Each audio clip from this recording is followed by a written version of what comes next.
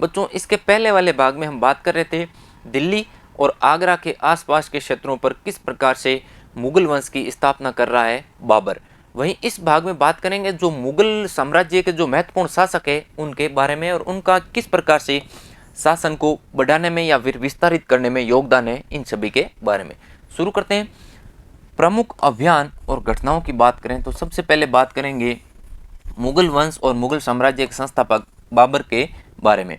इनके द्वारा 1526 में पानीपत के मैदान में युद्ध लड़ा जाता है, जिसमें इब्राहिम लोदी और उसके जो अफगान समर्थक हैं उनको हराया जाता है। और इसी से क्या होता है, दिल्ली और उसके आसपास के क्षेत्रों पर मुगल वंश की सत्ता स्थापित हो जाती है।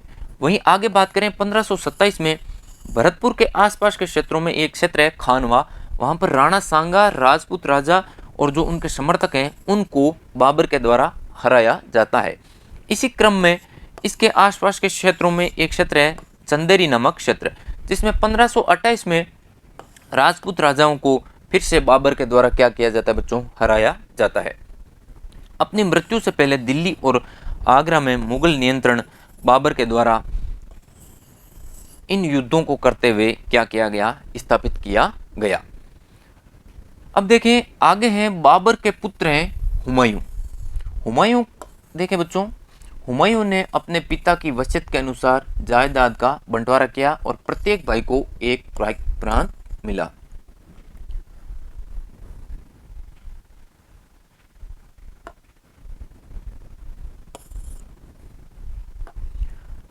एक एक प्रांत मिला। उसके भाई हैं मिर्जा कामरान। इनकी महत्वाकांक्षाओं के कारण हुमायूं अपने जो अफगान प्रतिद्वंदी हैं उनके आगे क्या पड़ गया, फीका पड़ गया। अब जो शेर खान है इनके द्वारा 1539 और 1540 में हुमायूं के साथ में दो युद्ध लड़े जाते हैं और इन दोनों युद्धों में हुमायूं को शेर खान के द्वारा क्या कर दिया जाता है, हरा दिया जाता है। वहीं बच्चों जो 1540 का युद्ध है जिसे कन्नौज के नाम से जाना गया है, इस युद्ध को बिलग्राम के नाम से भी जाना जाता है, अर्थात बिलग्राम का युद्ध और कन्नौज का युद्ध क्या है, एक ही है। और 1539 में जो युद्ध होता है उसका नाम होता है चौसा का युद्ध। इन दोनों युद्धों में हुमायूं हार जाता है और मध्य एशिया वाले क्षेत्रों की ओर क्या कर जाता है, भाग जाता है, पलायन कर जाता है। ईरान में हुमायूं ने सफाविद शाह की मदद ली और उसने 1555 में दिल्ली पर क्या किया, पुनः कब्जा कर लिया। अब ईरान में सफाविद शाह की सहायता से 1555 में हुमायूं के द्वारा पुनः दिल्ली पर आक्रमण किया जाता है और कब्जा कर लिया जाता है। अगले वर्ष ही इस इमारत में एक दुर्घटना होती है और हुमायूं की क्या हो जाती है, मृत्यु हो जाती है।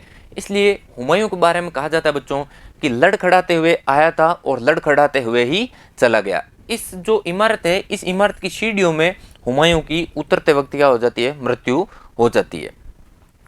अब देखें बच्चों अकबर की बात करेंगे।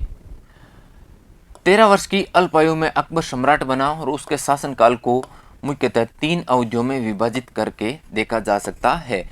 3 अवधियों में इसलिए विभाजित कर रहे हैं कि जो मुगल साम्राज्य है उसका जो सबसे महत्वपूर्ण शासन है वो अकबर के समय माना जाता है। देखिए बच्चों 1556 और 1570 के मध्य अकबर अपने संरक्षक हैं बैराम का। अकबर की आयु इस समय क्या है, मात्र 13-14 वर्ष है, इसलिए इनका संरक्षण बैराम खान नामक व्यक्ति के पास में होता है और अपने घरेलू कर्मचारियों से स्वतंत्र हो जाता है। इस दौरान ये उसने सूरी और अन्य अफगानों और निकटवर्ती राज्यों कालवा, गोंडवाना और अपने सौतेले भाई मिर्जा हाकिब उज़्बेकों को विद्रोह को दबाने के लिए विभिन्न सैन्य अभियान चलाए।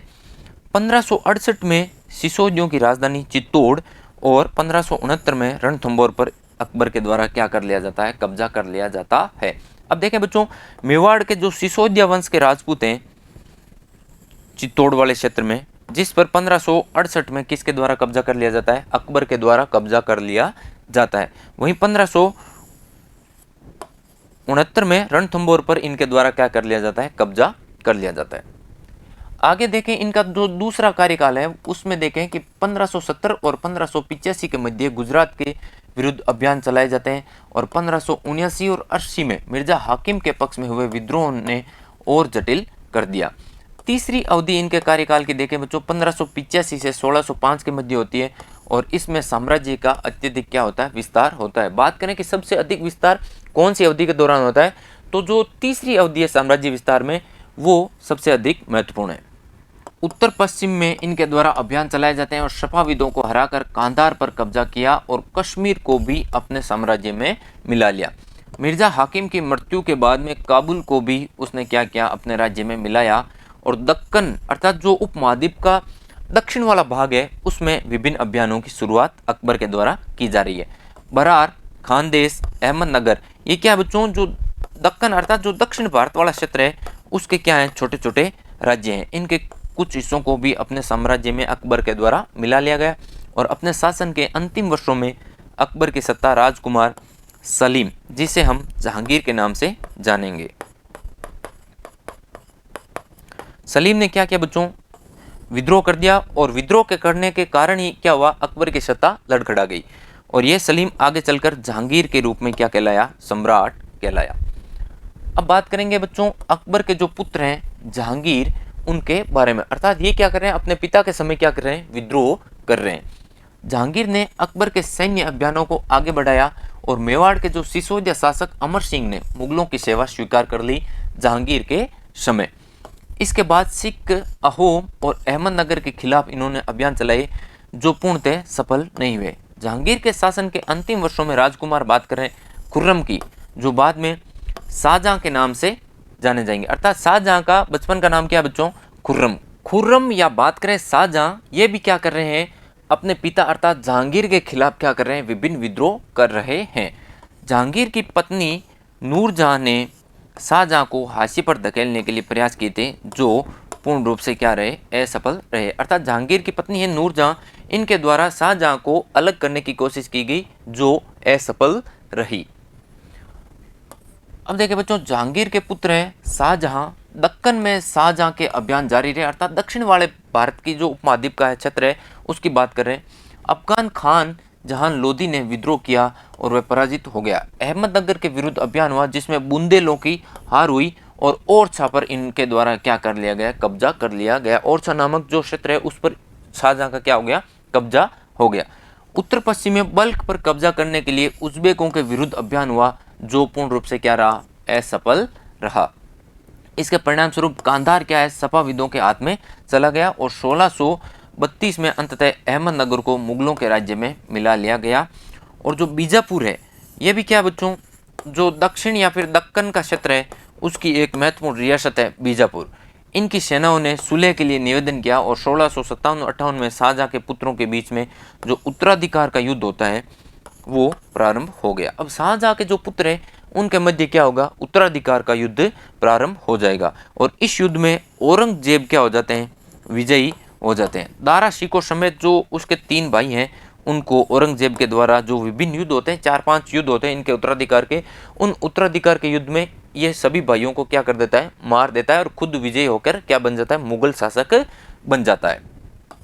शाहजहां को उसकी शेष जिंदगी के लिए आगरा में कैद कर दिया जाता है औरंगजेब के द्वारा। तो यहाँ पे देखे बच्चों कि शाहजहां की अंतिम दिनों में कितनी दुर्गति होती है कि इन्हीं के पुत्र हैं औरंगजेब, इनके द्वारा आगरा के किले में इनको क्या कर दिया जाता है, कैद कर दिया जाता है।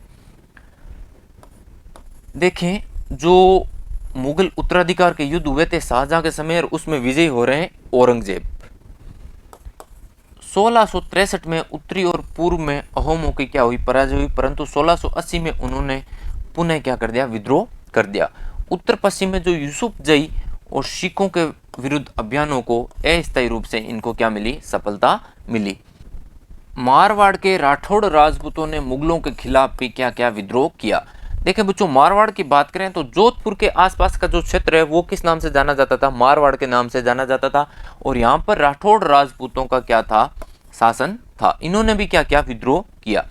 इसका कारण था उसकी आंतरिक राजनीति और उत्तराधिकार के मसलों में मुगलों का हस्तक्षेप। जो उत्तराधिकार के युद्ध हुए थे और इस प्रकार से जो आंतरिक इनकी राजनीति थी मुगलों और राजपूतों के संबंधों की, इसी कारण ये राजपूत क्या कर रहे हैं, इनके खिलाफ विद्रोह कर रहे हैं। मराठा सरदार शिवाजी के विरुद्ध मुगल अभियान प्रारंभ में तो सफल रहे, परंतु औरंगजेब ने शिवाजी का क्या किया, अपमान किया और शिवाजी आगरा स्थित मुगल कैद खाने से भाग निकले। अब बच्चों यहाँ पे एक बात देखने को मिल रही है कि जो औरंगजेब है उसके द्वारा जो मराठा सरदार है शिवाजी, इनको क्या कर लिया जाता है, कैद में डाल दिया जाता है और ये कैद में से क्या कर जाते हैं, भाग जाते हैं। और भागने के बाद में ये क्या करते हैं, अपने को पुनः स्वतंत्र घोषित करते हैं और उसके पश्चात मुगलों के विरुद्ध पुनः क्या चलाते हैं, अभियान चलाते हैं। राजकुमार अकबर ने, यहाँ पे बच्चों बात हो रही है अकबर द्वितीय की, अकबर द्वितीय की। ये है औरंगजेब के बेटे। एक अकबर हैं जो पहले मुख्य शासक थे मुगल वंश के, वो अलग हैं, और ये अकबर क्या है बच्चों, अलग हैं, इसलिए इनको अकबर द्वितीय के नाम से जाना जाता है। अकबर द्वितीय ने औरंगजेब के विरुद्ध क्या कर दिया, विद्रोह कर दिया, जिसमें उसे मराठों और दक्कन की सल्तनत का क्या मिला, सहयोग मिला। अंततः यह सफाविद ईरान भाग गया। आगे देखें, बात करते हैं कि अकबर के विद्रोह के पश्चात औरंगजेब ने दक्कन के शासकों के विरुद्ध क्या भेजी, सेनाएं भेजी, जिसमें मुख्यतः 1685 में जो दक्षिण भारत के मुख्य राज्य हैं जिसमें बीजापुर, और 1687 में गोलकुंडा को अपने राज्य में मिला लिया गया। वहीं देखें 1698 में औरंगजेब ने दक्कन में मराठों जो छापामार पद्धति का उपयोग कर रहे थे, इनके विरुद्ध क्या किया, अभियान का प्रबंधन स्वयं औरंगजेब ने किया। औरंगजेब को उत्तर भारत में सिखों, जाटों और सतनामियों, और उत्तर पूर्व में बात करें तो अहोमों और दक्कन में मराठों के विद्रोहों का सामना करना पड़ा, और उसकी मृत्यु के पश्चात उत्तराधिकार के लिए युद्ध शुरू हो गया। और औरंगजेब की मृत्यु होती है बच्चों 1707 ईस्वी में, और इस मृत्यु के बाद में मुगल साम्राज्य पतन की ओर अग्रसर हो जाता है। यहाँ पे एक ध्यान रखें कि औरंगजेब की मृत्यु 1707 के बाद में मुगल साम्राज्य में जो उत्तराधिकार के विभिन्न युद्ध होते हैं, इसके बाद में मुगल साम्राज्य पतन की ओर अग्रसर हो जाता है। और इसी क्रम में धीरे धीरे क्या होंगे, छोटे छोटे राज्य खुद को क्या कर देंगे, स्वतंत्र कर देंगे। उत्तराधिकार की जो मुगल परंपराएं हैं, बात करें कि उत्तराधिकार के ज्येष्ठाधिकार नियम में मुगल विश्वास नहीं करते थे। इसमें ज्येष्ठ पुत्र अपने पिता के राज्य का उत्तराधिकारी घोषित किया जाता था। एक उत्तराधिकार का नियम है बच्चों, ज्येष्ठाधिकार का नियम। इसमें क्या होता है, जो सबसे बड़ा पुत्र होता है उसी को क्या बनाया जाता है, शासक बनाया जाता है। इस नियम का मुगल उत्तराधिकार में प्रयोग नहीं करते थे। तो मुगलों के द्वारा जो नियम प्रयोग होता था वो देखें कि मुगल उत्तराधिकार की सैदायाद की मुगल और जो तैमूर वंश की प्रथा है सैदायाद, इसको उत्तराधिकार के लिए क्या करते थे, अपनाते थे। इसमें उत्तराधिकार का विभाजन समस्त जो पुत्र होते थे उनमें समान रूप से कर दिया जाता था। इसीलिए बच्चों यहाँ पे क्या हो रहा है कि अत्यधिक उत्तराधिकार के संघर्ष यहाँ पे हमें देखने को मिल रहे हैं। तो बच्चों इस भाग में यहीं तक बात करेंगे, और इसके अगले भाग में मैं आपसे बात करूंगा इन मुगलों का जो उपमहाद्वीप के अन्य जो शासक या फिर जो राज्य हैं उनके साथ किस प्रकार के संबंध थे उनके बारे में। तब तक के लिए धन्यवाद।